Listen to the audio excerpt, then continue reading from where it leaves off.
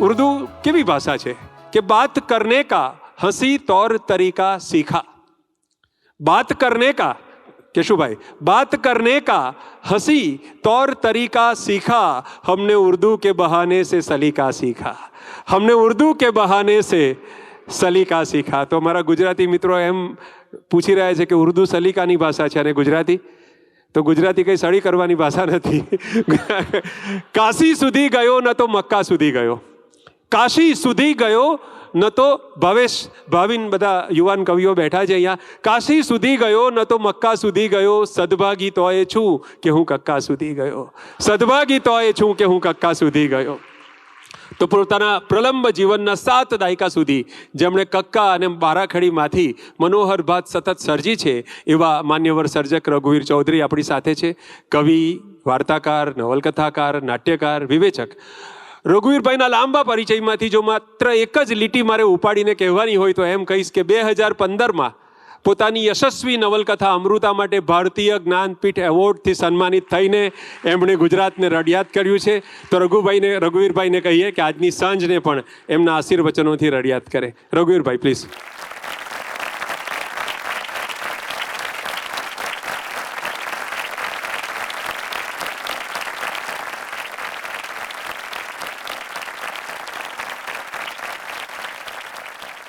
પરમ વંદનીય બાપુ, રીખતા ગુજરાતીના સંસ્થાપક અને સલાહકાર, મહેમાનો, ખાસ તો પ્રિય કલાકાર, લેખક મિત્રો અને મુરબ્બીઓ,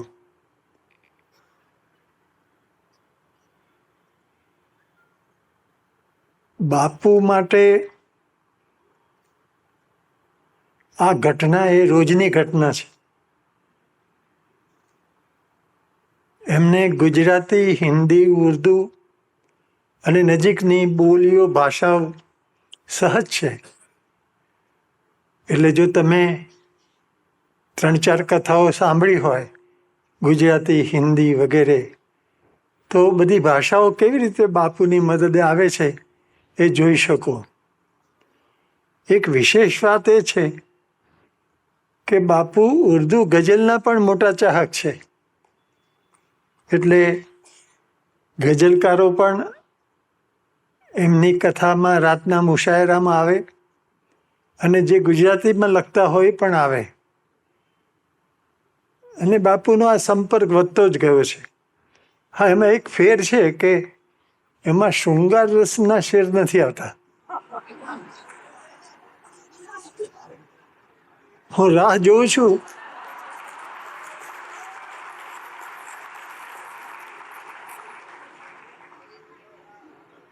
પણ શૃંગારનું એક સાત્વિક રૂપ છે એ આવે છે બાપુમાં। જ્યારે રામ અને સીતાની વાત હોય ત્યારે આવે છે। તો આ બાપુની પસંદગી બહુ ઉત્તમ છે। સફળતા નિશ્ચિત થઈ ગઈ। એટલે જે કંઈ જાણશે એને થશે કે આ તો જોવા જેવું હશે, સાંભળવા જેવું હશે। એટલે રેખતા ગુજરાતીની જે દિશા છે એ હવે નક્કી થશે। ગુજરાતીમાં સદભાગ્યે ઉદયન ઠક્કર, જે આમ તો કચ્છી છે પણ મુંબઈમાં રહે છે એટલે મુંબઈની પણ આવડત એનામ બધી છે। એટલે ઉદયન ઠક્કર એ મુખ્ય સલાહકાર છે। જે 2 છોકરાઓ, 2 નહીં પણ 3 કામ કરે છે, એમણે ઘણું કામ કર્યું છે। એ ગુજરાત, સૌરાષ્ટ્ર, મુંબઈ, દિલ્હી બધે ફરીને દરેક કવિની રચનાઓમાંથી અડધા કલાક, પોણા કલાકનું રેકોર્ડિંગ એમણે કર્યું છે।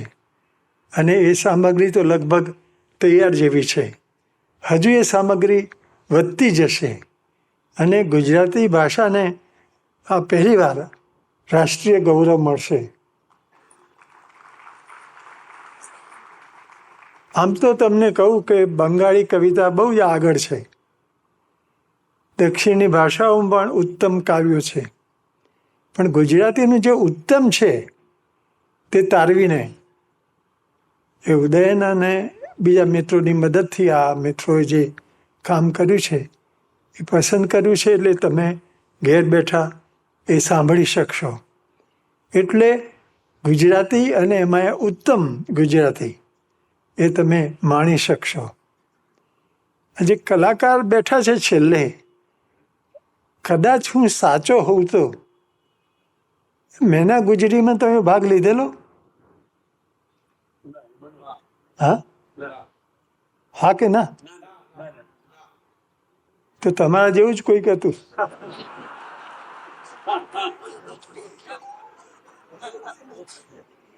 બાપુ, હું એમ કહેવા જતો હતો કે આ રેખતાની ભાષાના પહેલા પ્રયોગો મેના ગુજરી નાટકમાં થયેલા, અને પ્રાણસુખ નાયક બોલતા હોય કે બાબુ પટેલ બોલતા હોય કે બેન હવે તો નથી, પણ એ જે મેનાનો રોલ કરતા હતા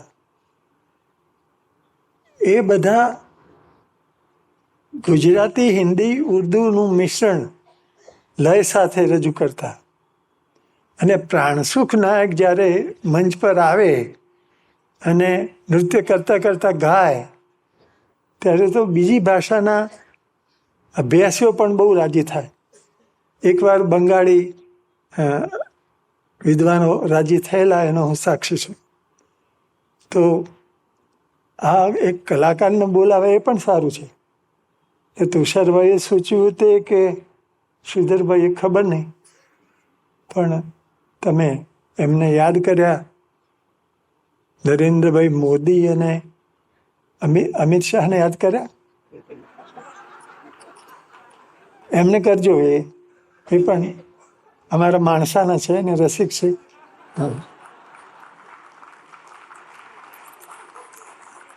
પણ નરેન્દ્રભાઈએ તો ઘણું કામ કર્યું છે આ પ્રકારનું, રસ પડે એ પ્રકારનું. અને ઉત્તર ગુજરાત જે છે ને, એ તો આ રેખતાની સમૃદ્ધિ છે.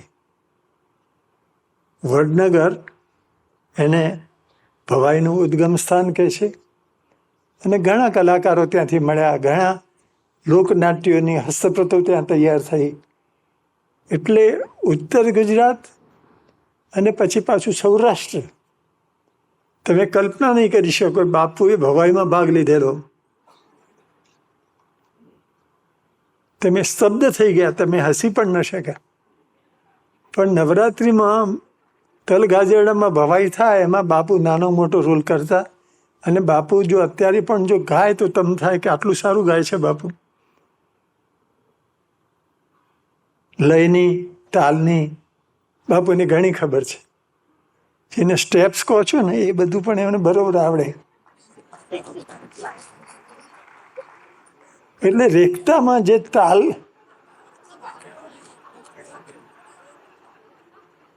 તમે હસો છો પણ એકવાર મારી વિનંતીથી બાપુએ 2 ડગલા કરી બતાવેલા.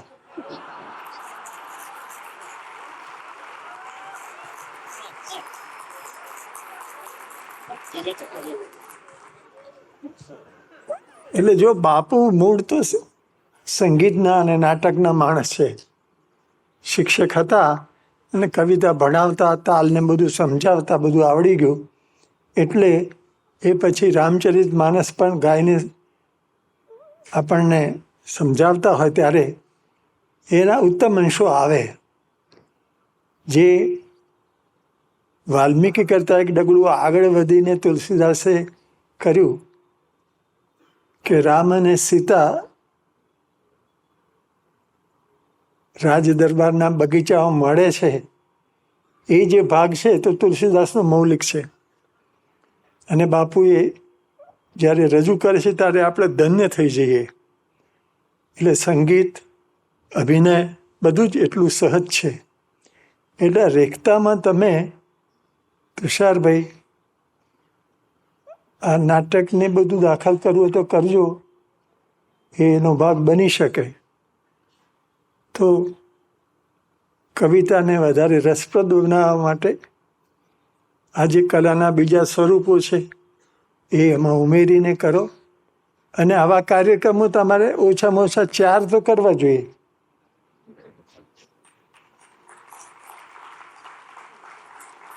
બધા અમદાવાદમાં નહીં, અમદાવાદમાં તો થઈ ગયું. અમદાવાદના તો આટલા લોકો આવે જ નવાઈની વાત છે એકસાથે. પણ ગુજરાતના વિવિધ વિસ્તારોમાં આવા કાર્યક્રમો કરો અને તમે જે સુંદર વક્તવ્ય આપ્યું એનો લાભ બધાને આપો. ને બાપુને થોડો સમય વધારે મળે એવું ગોઠવજો. આજે તો વહેલા જવાના છે પણ હા પાડે છે બાપુ. બાપુ હાથમાં આવેલો કોઈ છોડે નહીં. એટલે જેમના સન્માન કરાવવાના હોય એ બધા પકડી જાય બાપુને. પણ આજે બાપુના હાથે આજે સ્થાપના થાય છે એકતાની, 2 ભાષાઓના, લોકભાષાના, સંગીત અને કળાના મિલનની આજે સ્થાપના થઈ અને એમાં તમે બધા આટલી મોટી સંખ્યામાં હાજર રહ્યા. એથી રોમાંચ અનુભવું છું અને તમને બધાને વંદન કરું છું અને તમારા બધા વતી બાપુને પણ વંદન કરું છું. નમસ્તે.